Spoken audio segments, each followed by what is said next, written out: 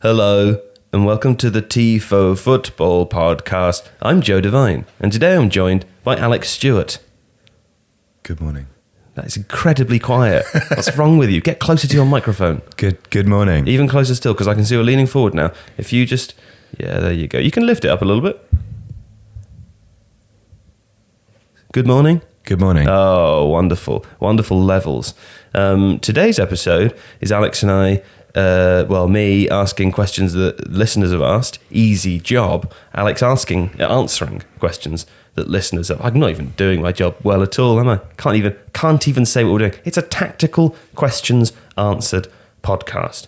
Listeners have been kind enough to submit a series of questions from which we have selected a chosen few to put to Alex and to discuss. So all that's left to say is that this episode is supported by The Athletic, the best place to read about football online. Visit theathletic.co.uk/Tifo and get a 30-day free trial and 50% off an annual subscription. Sorry, that face was because my boost is quite unpleasant. Drinking an energy drink there, aren't you? Yeah. Doesn't it say that on the side of the can? Quite unpleasant. No, it says win a trip for two to New York. Should we go to New York? Have you ever entered one of those competitions? No. I distinctly remember entering one of them on, I guess it would have been sort of Nickelodeon or CBBC or something when I was very young. Me and my sister called up with the answer to the question about Aladdin, which at our young age we believed was, great that we knew the answer and that we were definitely going to win the prize. We called up on our landline, which still had a kind of cord attaching, one of those really long ones used to... Did it have like a circular dialing?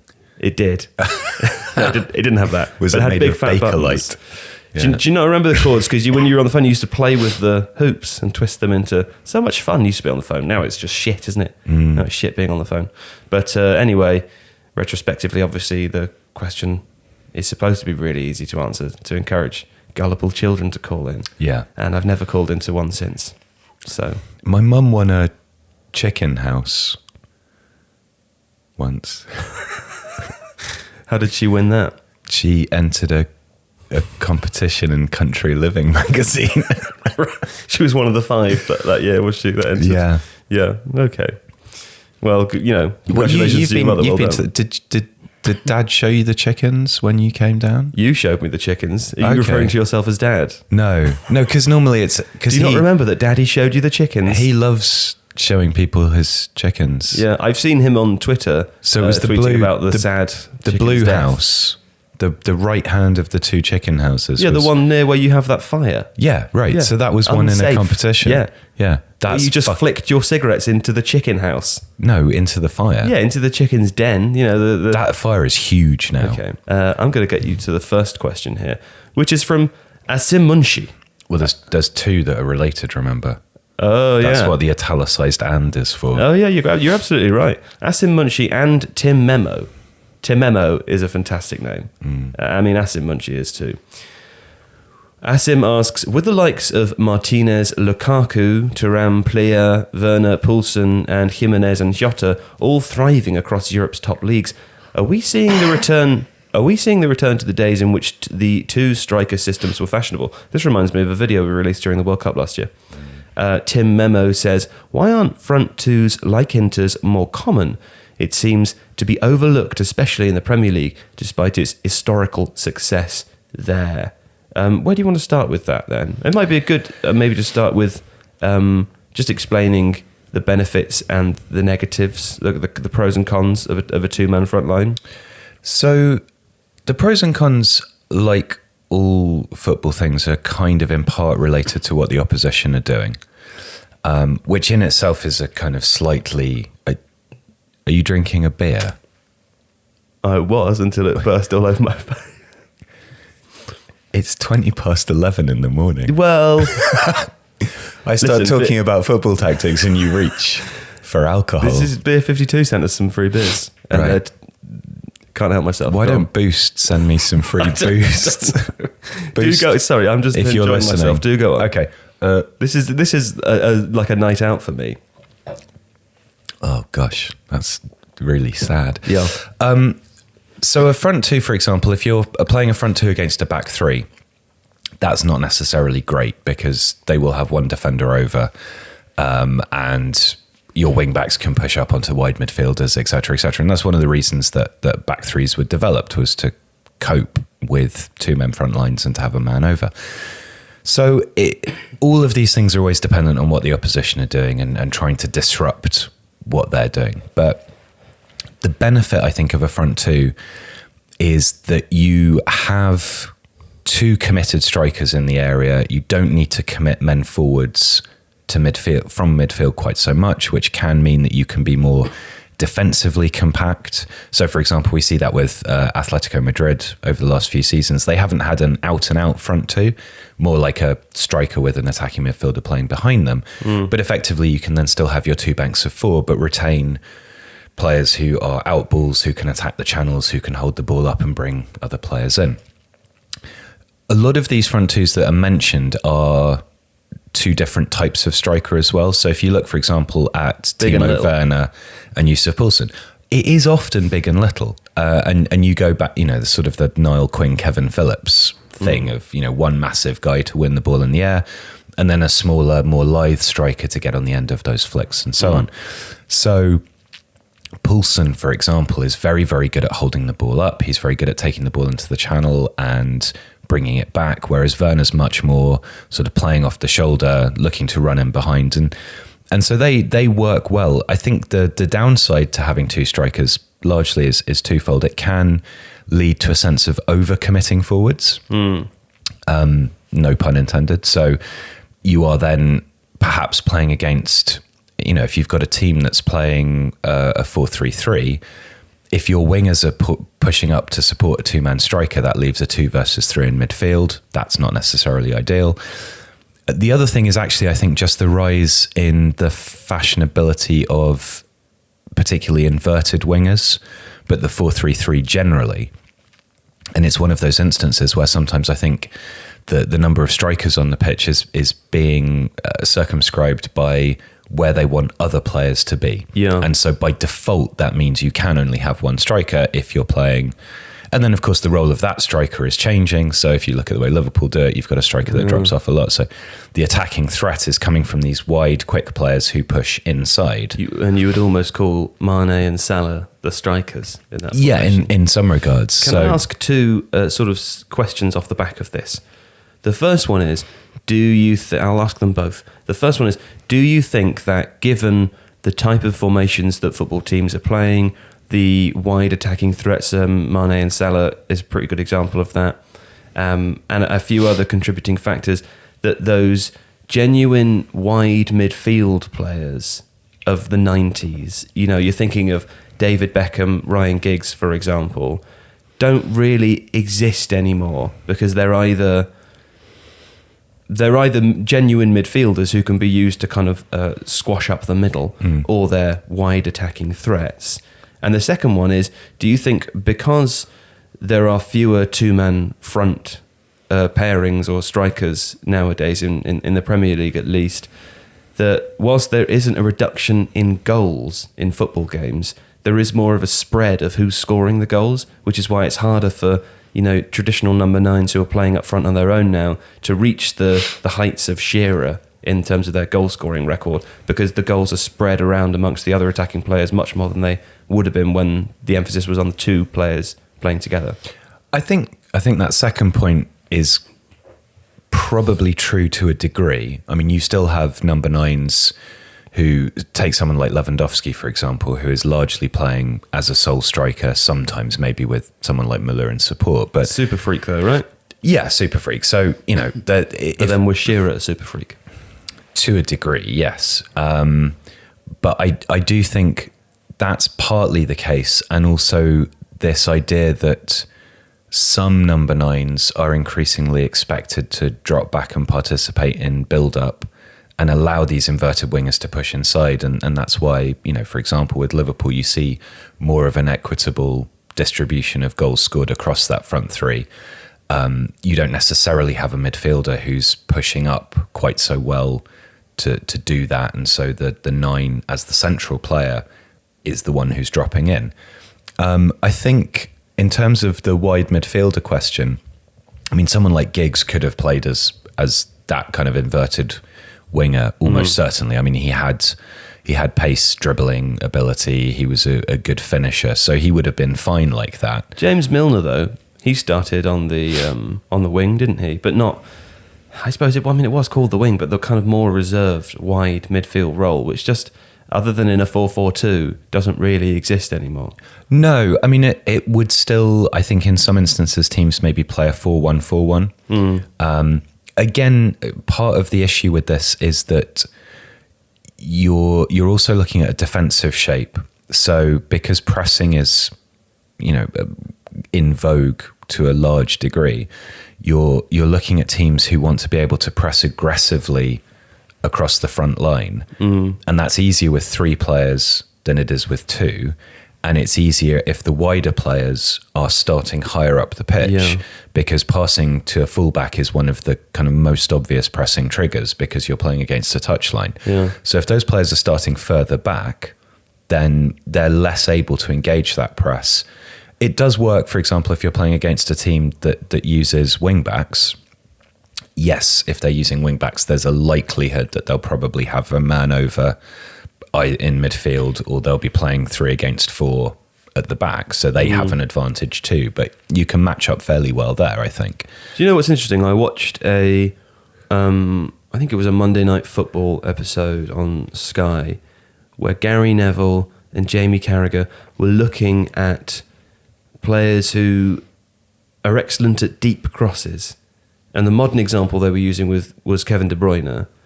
And they were comparing him to 2 players, Steven Gerrard, who also started on the wing in his early days, and David Beckham. And they were talking about how uncommon it is, or certainly how difficult it is, to get that little bit of whip and curve on the very end of a long pass.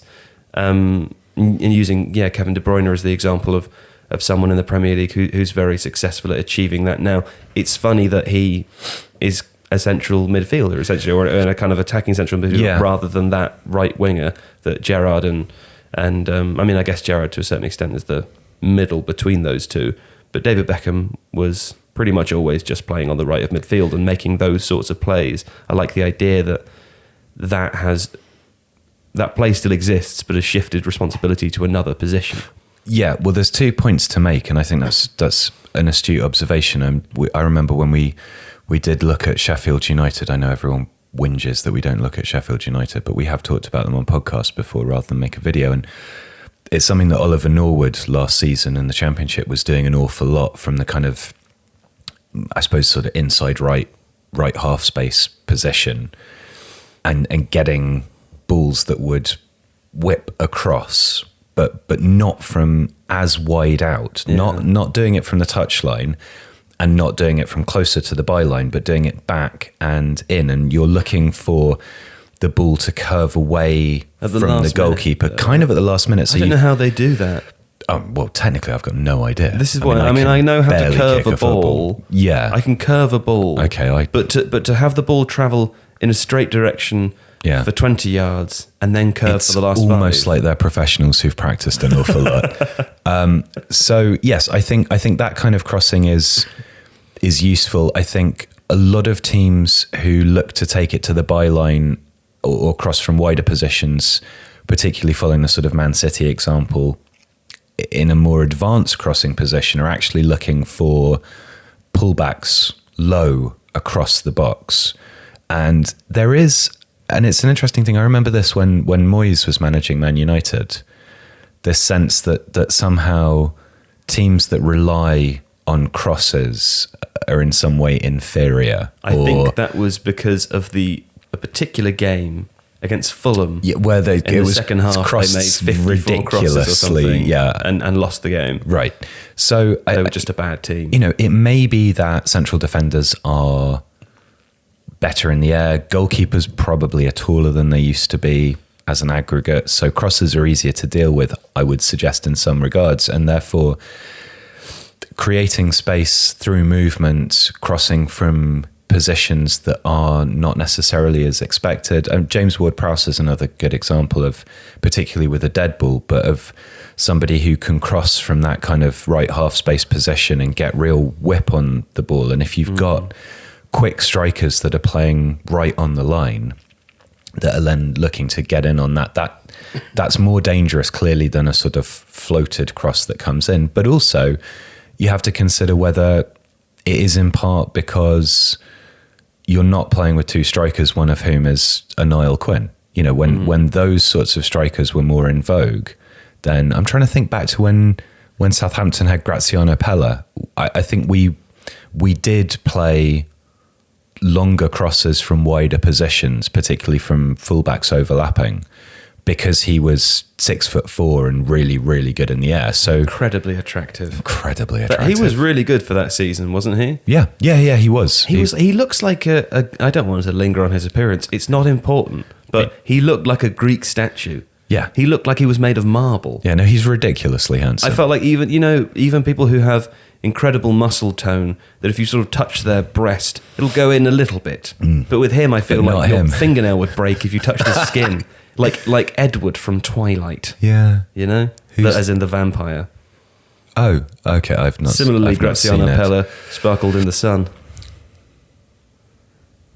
That's a joke that only some people are going to get, and it's not a very good one. I'm not one of them. Yeah.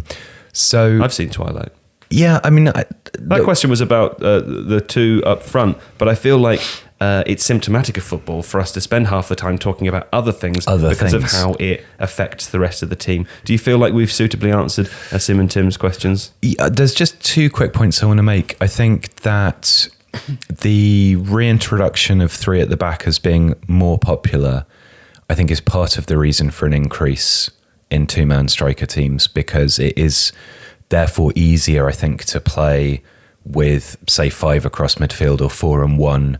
So you still have that degree of cover, but you can have 2 up front. Also, he mentions Borussia Mönchengladbach's front 2 player and Marcus Thuram. We've got a Bundesliga video coming out about Marcus Thuram. It'll have been the weekend just gone when this comes out, I think. And they aren't a conventional front 2 in quite the same way. Thuram's kind of a converted winger, so there's a lot of movement there, and they positionally is he in the kind of change Thierry up. Henry mold? I mean, he's not that good yet. No, but just in terms of he how probably won't ever be that good. But it's very interesting to see how, for example, having looked at him, Gladbach sometimes play with 2 up front and sometimes play with 1 and then 3 behind, and Thuram plays on the left in that. But when they're playing 2 up front, very often his runs are quite similar. So he'll make these angled runs that are kind of at a 45-degree angle to the defensive line and then peel across, while Plea, who's a really, really good player, is kind of occupying a centre-back. And that's an inverted winger's run, but he's doing it as a second striker. And that's one of the reasons that he is able to get through and create opportunities. So you've got different types of 2-man striker teams that can work effectively, and sometimes it's because one of them isn't necessarily an out-and-out striker. Okay, thanks to Tim and Sim. That's a good pairing of names, isn't it? Tim and Sim. Yeah, I feel like they should be running their own blog or something. Tim and Sim's blog on rock technology. I don't know. Okay. Whatever. Next up is a question from Slyman. On the weekend, Osasuna played away at Espanyol and were 2-1 up before they went a man down, but still ran out as 4-2 winners. Sorry, I'm quite far away. I should have brought my glasses. And just a few weeks ago, Mainz were 1-0 up away at Hoffenheim before going a man down, but they eventually won 5-1. Why are teams finding it more difficult to play against opponents who are down a man? And what are teams who are down a man doing right tactically to still beat their opponents? Thank you, Slyman. What an interesting question. We spoke about this briefly yesterday, didn't we, Alex? And what did you say? I got very excited about Mainz. Yeah. You liked that game, didn't you? Yeah, it was fun. So it's an interesting question. I didn't manage to watch the Osasuna Espanyol game, for which I apologise profusely. Sorry, Slyman. There are reasons, but I'm not going to go into them at this point. However, I did watch Mainz Hoffenheim. And what was very interesting about it was that Mainz lined up as a kind of 3-4-1-2. And Mainz are quite an aggressive pressing side, although actually kind of on aggregate, they're like Bundesliga average, but they press high. They're quite an athletic team. They're quite a young team. Right. And just before halftime, they get a midfielder sent off. And part of what they do, so they had a striker playing called Robert Kajsen, who's a Swedish fella. He drops straight back into an attacking midfield position. So even though they've had a player sent off, because this player Kajsen is quite versatile, they don't need to then take somebody off and bring somebody else on. They can just change things around. They stopped pressing aggressively high, and they stopped zonally pressing in the opponent's half and trying to block off passing lanes and stop the opponent from progressing the ball, Hoffenheim. In the second half, Hoffenheim their back line and their goalkeeper were halfway line pretty much the entire time. Mainz sat back, and instead they pressed really, really intelligently, but in a kind of man-oriented way once Hoffenheim had passed a certain point. What do you mean when you say man-oriented pressing? Right. So what they did basically was they sat in a really wonderfully clear defensive shape, and then when the ball came to a particular person, they pressed that person. So opposition players were, when they had the ball, they were the triggers. They were the trigger. So receiving the ball, then you rush forward and press. And are these dangerous players or players who are more likely to give the ball away? Anyone. So this would be so Hoffenheim were also playing three at the back with wing backs. And so if the wing back advanced and received the ball, then the Mainz wing back would push out and press them. Right. And once they passed the ball back, they would retreat back into a defensive shape. Okay. Something else that was very interesting was when in the first half, when Mainz still had 11 men, their centre-backs were spreading very, very wide. Their wing-backs play incredibly aggressively high up the pitch. In the second half, they kept much more narrow, but what they do is if the ball started to move into the space in front of them, one of the two outer centre-backs would push up to be in line with the defensive midfielder to press that space. And if the ball then vacated that space, they'd fall straight back into a back three. So... a bit like a cornered crab.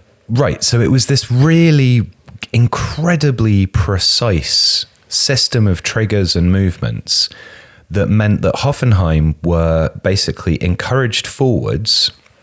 And as I say, their goalkeeper Baumann is on the halfway line playing passes around.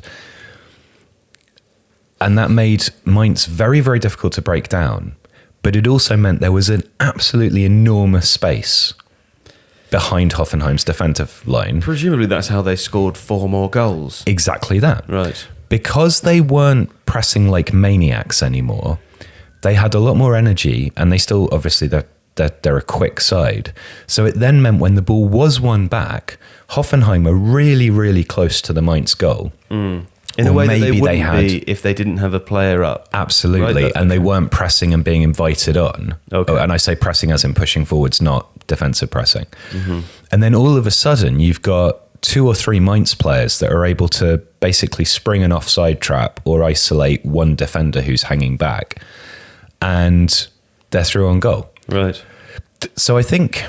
this is obviously one example, and the Mainz coach, whose name I've temporarily forgotten, embarrassingly. It's quite an odd name, like Bayrak Loser or something. You're going to look it up now.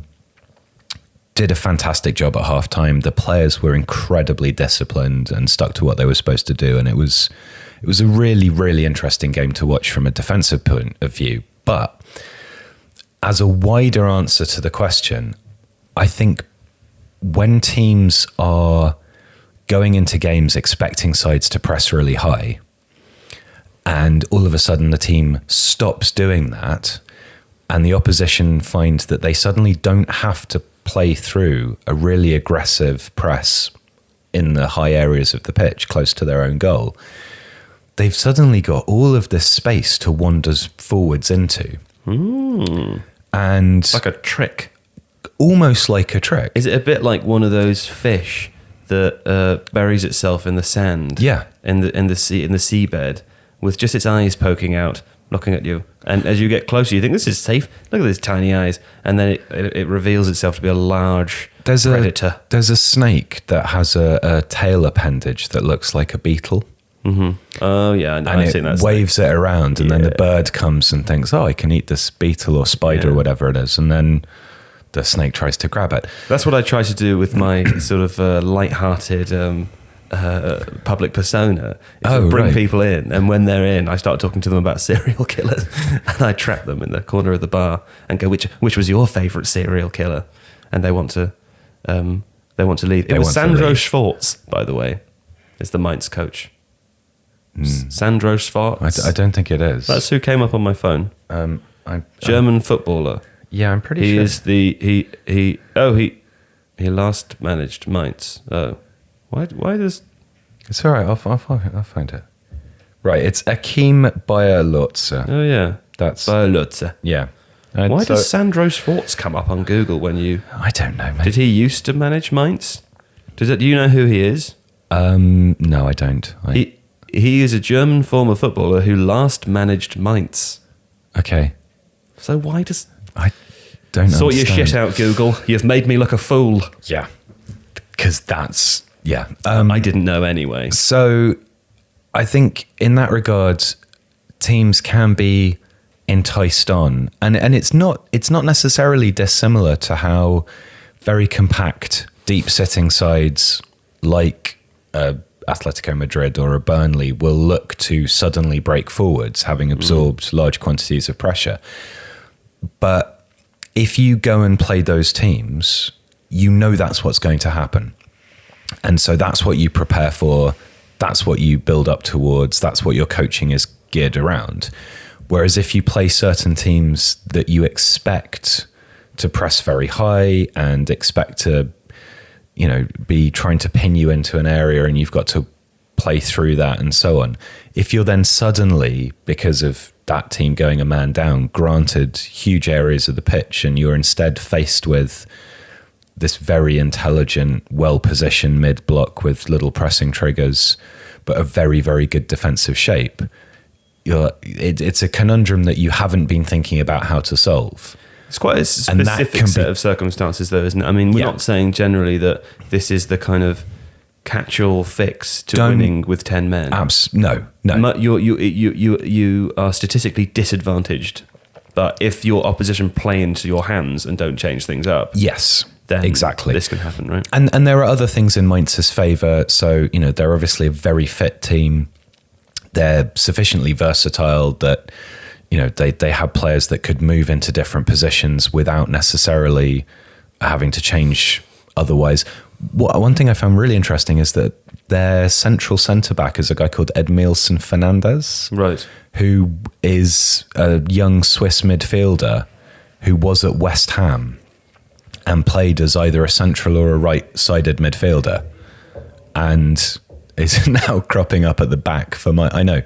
I was like, really? Bizarre. I had to check that it was the same person. He's 6'3" though, which I guess is quite helpful in that regard. That's why they put me in goal, pal. And it meant that he could carry the ball forwards in the first half quite impressively. But, yes, this is not a game that... And I checked the XG for this game, and Hoffenheim absolutely should have won it.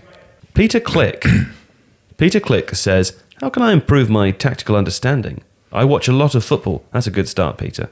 But sometimes it feels like I just don't see it. But you know what, Peter? I feel exactly the same. I'll watch football, and for 10 minutes I'll be watching it, and then I'll think, well, what's happened? And I know what's happened, but I don't know what's happened. I've just been passively watching this. I think that's the mistake.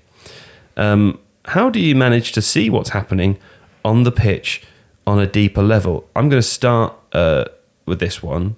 I'm going to answer a little bit for you. I think if you have a certain set of circumstances when you're growing up that lead you to view things with a deeply analytical perspective, but without much emotion, when you do come to approach these sorts of things and try to answer these questions, you'll see through the eyes of the killer because you yourself are a killer. Is that right? Is that right, Alex? So I was talking to Nick Miller, who has been on this podcast the Mill before, Dog. Love that guy. And is writes for ESPN and the Totally Football Show about this yesterday at a thing, and the difference between how different people watch football. And obviously Nick is a journalist, and he watches it as football is kind of like a game of football is like a series of emotional moments, a winding together of narrative episodes that end in a result that is set against a wider narrative of what's happening in the championship or whatever it is. And that's how he watches football. And it's not how I watch it. Obviously it's different if I'm watching Southampton or if I'm watching Winchester. But by and large, if I'm watching a normal game, then I see little kind of pieces moving around a board. I am watching the football. And I almost don't necessarily notice if, not that I don't notice if a goal is scored, but it's not important to me in the same way. So it's... A conclusion has occurred. Yeah, kind of. That move has finished. And I think that is partly a function of how different people's brains work differently. Can I ask you if in romantic scenarios, first dates, etc., do you observe it in much the same way? As if you're sitting above yourself, looking down going, you're not doing a very good job here. You've just insulted her on her appearance or her personality I would or not her job. Do that. No, okay. Do go on, carry on explaining how you watch football. Psycho. So I think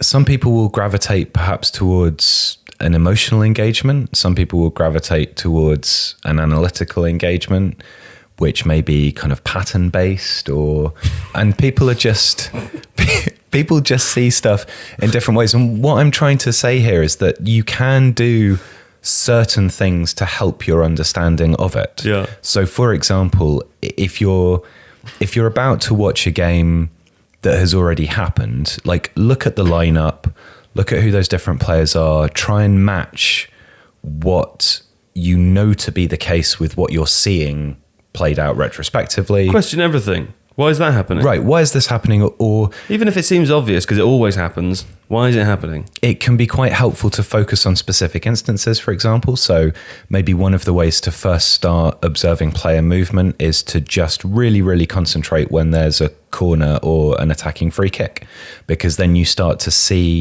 it's kind of paused for you. Everyone's jostling for position, and then certain things happen, and it can be easier to spot certain movements there because it's kind of narrow and focused. Obviously read people like Jonathan Wilson. I'm reading Michael Cox's second book at the moment, Zonal Marking, which is less tactically specific in the way the Mixer was, but talks about kind of broad themes of tactical change, which is really, really interesting. And these things can be very helpful as well. JJ Bull, who writes in The Telegraph, is very good at that stuff. But I guess it kind of depends on what you want to get from the experience of watching a game. Is it more important if you're watching a game to embrace that emotional side and to kind of ride that up and down and that nearly happened, that didn't quite, or to distance yourself from it and be a sociopath? Yeah. I can't answer that question. Well, you just spent 5 minutes answering it. But no, I didn't come to a conclusion then. Hey, thanks, Peter Click. Another great name. This episode of the Tifo Football Podcast is supported by The Athletic, the best place to read about football online. You can get a 30-day free trial and 50% off an annual subscription by visiting theathletic.co.uk/Tifo. And not only is it the best place to read about football online, it's now one of the best places to listen to talking about football online. I'm of course referencing the, I think currently 11 new football podcasts that have been released by The Athletic in recent weeks, and I'm going to quickly tell you about 3 of them now. The first is the Ornstein and Chapman podcast, which has released I think 2 or 3 episodes so far, depending on when this is released, but the first 2 have been brilliant. Both eminent professionals, really interesting stuff. Chapman, fantastic host. Ornstein has all of the inside info, and there's a lot of stuff in the first 2 episodes about Arsenal, for example, because they coincided with the sacking of Unai Emery and discussion around replacements. Really, really worth listening to. The second is Zonal Marking. The Athletic's Michael Cox and Ali Maxwell break down the tactical and technical details of football past and present, focusing on a single subject each episode with the help of expert guests. Michael and Ali are both brilliant at their job, and those first 2 episodes have been really interesting as well, so I'd highly encourage you to listen to that, particularly if you enjoy the tactical aspects of this podcast. And the third one is Handbrake Off. The Athletic's Amy Lawrence and James McNicholas are alongside Ian Stone to bring you a weekly podcast on Arsenal Football Club. They'll be joined by club legend Lee Dixon to discuss some of the most fascinating stories from Arsenal's past every single week, as well as expert insight from inside the Emirates. The above is just 3 shows. There's 11, I think, released, but perhaps more, some more planned to be released in the future as well. So yeah, I hope you can go listen to them. They're all freely available. You do not have to be an Athletic subscriber to listen to the podcasts, although in their app it's got really neat functionality for downloading and listening to them, a bit like the iPhone podcasts app. That's really useful too. So that's how I've been listening to mine. But there you go. They're free for everyone. So do go and have a listen. If you like them, you can, of course, become a subscriber with our 50% off annual subscription code. That's www.theathletic.co.uk/Tifo. And there's a 30-day free trial with that as well. So you can try it out and see if you like it. If you're not fussed, whatever. But I'm sure that you will be. Anyway, thank you very much. And back to today's podcast. The next question is from Typical User. What's happening with Everton? They should be in the top 7 at least, according to the XG table, but they are 17th. Of course, they dropped into the relegation zone, I think, didn't they? After they lost to Liverpool and after Southampton beat Norwich, so I think they actually might be 18th at the moment.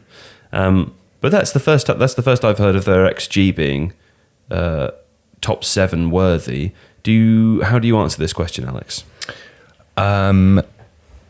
So it's a tricky one to answer. I think there are 2 key issues, and I'll try and be unusually concise in answering this question. The first is that Everton look to press very aggressively and high. Unfortunately, they don't have particularly quick centre-backs, and they don't now have Idrissa Gueye, who they sold to PSG. And StatsBomb did a really good article last season about how basically Idrissa Gueye was holding Everton together because the rest of the midfield and the forward line were pressing like dervishes, and there was this whole big old space, and Idrissa Gueye was covering this space. He was so on good. His own. He was so good, wasn't he? Yeah, he's phenomenal. And he was doing that ahead of fullbacks that push quite high and aggressively, and centre-backs who aren't particularly rapid, like Michael Keane, for example. So that is one obvious answer. They press in a way that is not sensible given how slow their centre-backs are and given the fact they've lost a genuinely world-class defensive midfielder who could cover for that. I swear to God, they've always had slow centre-backs. I'm thinking of Sylvain Distin and Phil Jagielka. Phil Jagielka. Yeah. Jagielka. I mean, Yerry Mina is not... I guess they had John Stones for a while. Totally slow. Yeah.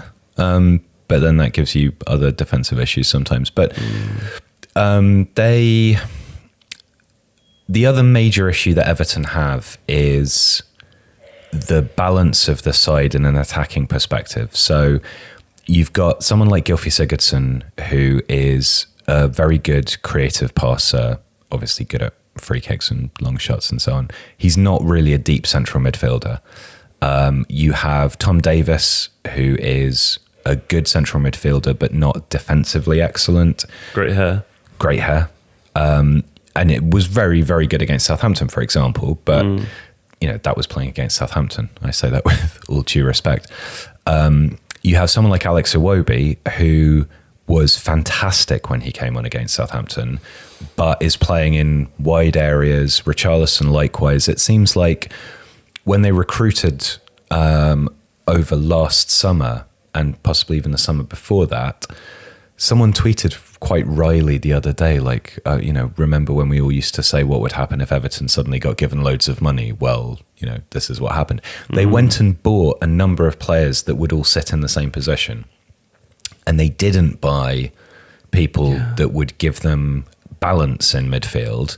Then they lose Gay, and all of a sudden you've got quite a lot of creative talent, but you don't have someone. I mean, Morgan Schneiderlin is probably the closest thing they have to that. And for us, he was a very good box-to-box player, but he was playing alongside Victor Wanyama in the season that he was really great, who is that very solid defensive presence. So it's kind of really those two problems. I guess the issue here, though, is with typical users' question. According to the XG table, right, they should be 7th. Sure. So they are creating chances that at least are good enough to be worthy of 7th place in terms of that. Well, it depends. Metric. It depends what. So the XG table probably factors in XG for and also XG against. So they might be defending well. So they might be defending well, but, for example, conceding more than their XG against would suggest, which would probably indicate a goalkeeper having a bad time of it. Okay. They might be the other way around and creating lots of excellent chances, failing to convert them, which is a Southampton problem. Right. I mean, I think Southampton in most sort of sensible tables of that nature is up around, 14th, 13th, 12th, something like that, because we don't score enough goals. Right. And we got hammered by Leicester. But XG is just a marker anyway. It's not. It doesn't mean that they should be. No, the top 7. It doesn't mean that. It just indicates that they might be had they converted their chances. Had things occurred roughly in line with the historical expectations of that set of things. Yeah. Also, can we say? Can I just clarify something about XG from an attacking perspective? Let's say you are. You're in between the kind of 6-yard box area. The goalkeeper's there and a couple of defenders, and the XG suggests historically that 71 out of 100 strikers have scored from this position, right? So your odds are pretty good. Well, it'd be 71 out of 100 shots. Sure, shots, sorry, yeah. But you are shit. Yeah. And the other player that is in that same position is Sergio Aguero. Yes. And his XG is the same as yours from that position. Yeah. There's a bit of an issue there, isn't there? Yes. Because you might be shit. Yes. And I'm not saying this specifically about Everton, but it sounds like I am. No, so I think that player quality it's either something that is just being incorporated into models or is the recognized issue with XG overall currently. Because initially my XG would be the same. My expected goal there would be the same as Aguero. Sure. And it definitely shouldn't be. Definitely shouldn't be. I can tell you that. No. So the first XG models literally just took into account position of the shooter and the body part used. So headers tend to have a lower XG. I think it's that way around. Because they're slightly harder. I don't know. Increasingly, other things have been incorporated into XG models as the sophistication of gathering that data and the incorporation of that data has increased. So placement of defenders? Placement of defenders is a crucial one, but also the type of pass being received, the location the pass is coming from. Player quality is obviously an element. Now, that's really, really hard to factor in. If you're looking, so the way XG models are created is by literally going back and watching previous games and working out and coding. If a guy shot from here and there was a defender there and a defender there, then it was a goal or it was not a goal. And aggregating as much of that information together as you can possibly get so that you generate probabilities of scoring from particular locations in particular circumstances. If you want to then refine that by player quality, my expectation would be that you would have to look at data sets from different leagues and then kind of basically weight those data sets by league. So what if you had all the data specific to the player? There wouldn't be nearly enough. No, but let's say in 10 years' time. Wouldn't be nearly enough. Right, because in the span of a player's career, there's not enough times where they've been in the same position to Right. make a suggestion. I mean, a team will probably take, this is going to be a wild guess, but maybe on average 5 to 10 shots per game. Right. A single team. Yeah. So of that, single player might, I mean, what do you get? Say you have a Victor Wanyama, right? Yeah. Who maybe ventures up the pitch and takes a shot once every 10 games, once every 5 games. Yeah. Of which every so often they'll go in. Yeah. So all of a sudden you're looking at a Victor Wanyama opportunity based on the historic evidence of him, which is that 1 of 5 of his worldies goes in and the others hit the corner flag. There'll be a disproportionately high XG for that if you're only recording his shots, because they're rare instances and they have a disproportionate probability of occurring because they're rare instances. So what you'd have to do instead is maybe say there's a baseline level for championship strikers, championship midfielders, Right. Premier League defenders, and then weight individual instances against. So you would say, and that even that wouldn't be fair, because you're still not factoring into account that there is always going to be a Sergio Aguero or a Robert Lewandowski or a Timo Werner who is just absurdly good And warping at those doing figures. stuff. Right. So instead you're hitting like a, who's the most average striker in the Premier League? Kevin Doyle. Is he? Oh, he's gone now, isn't he? He's gone. He went a long time Yeah. ago. He was pretty average though, but I liked Kevin Doyle. And then you've also got things like, I don't know, think of someone like Ashley Barnes. Right. So Ashley Barnes' headed XG is clearly not the same as, I don't know, even someone like an Aguero or Raheem Sterling, for example, who creates lots of really good opportunities and is a fantastic goal scorer, but he's not Ashley Barnes in the air. So how do you weight those things? It's really, really difficult. Okay, well, typical user, I hope you found some interest in that conversation.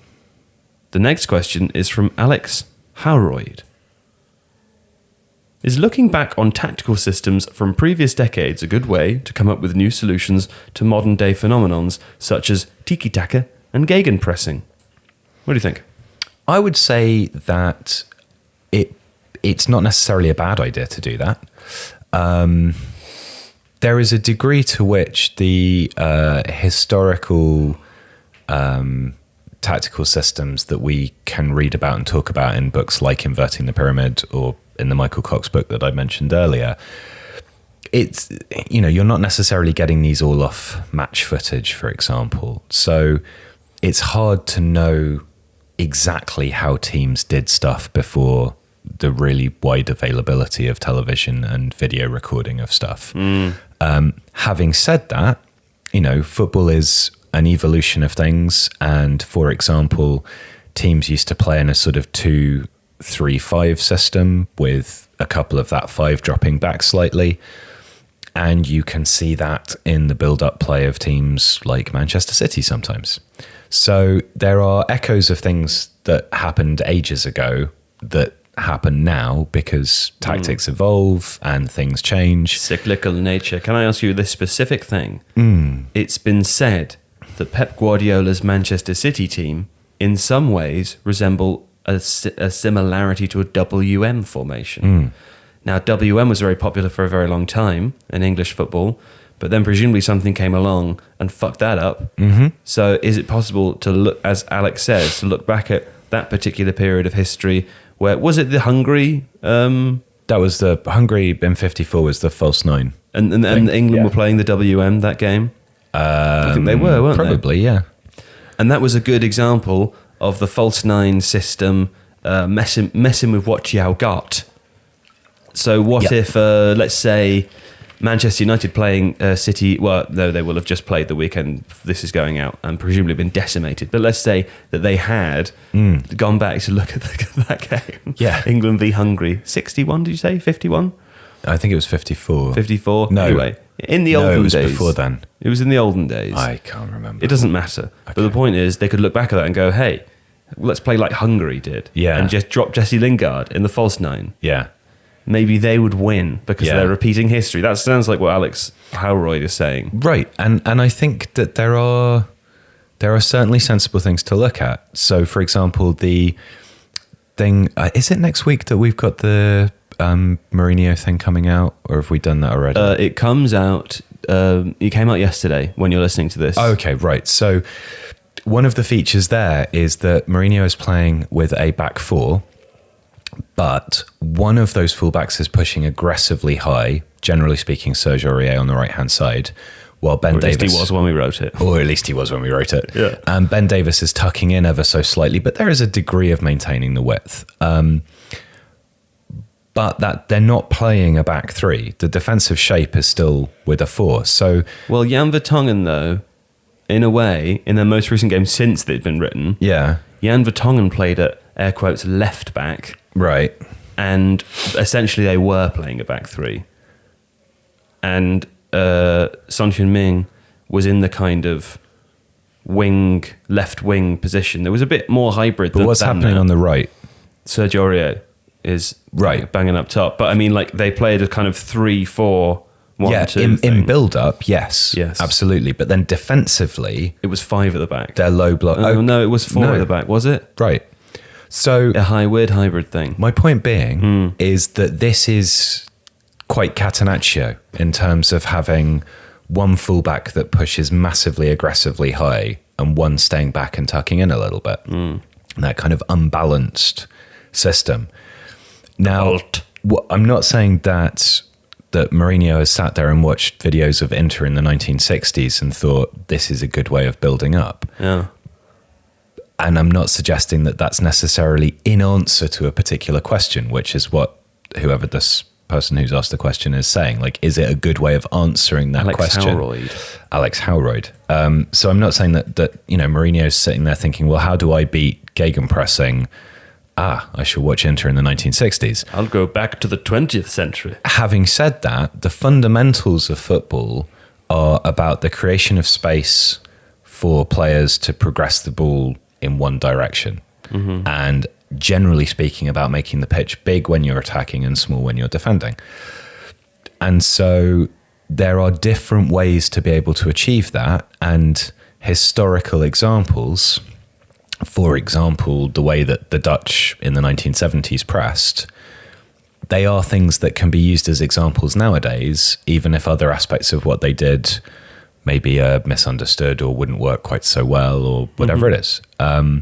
So you've got this kind of corpus of knowledge and experience, and if you consider every football match as a posed question that you have to solve rather than an emotional experience, obviously, then you can answer that question in a variety of different ways, and where you get the source for those answers could be way, way back. Yeah.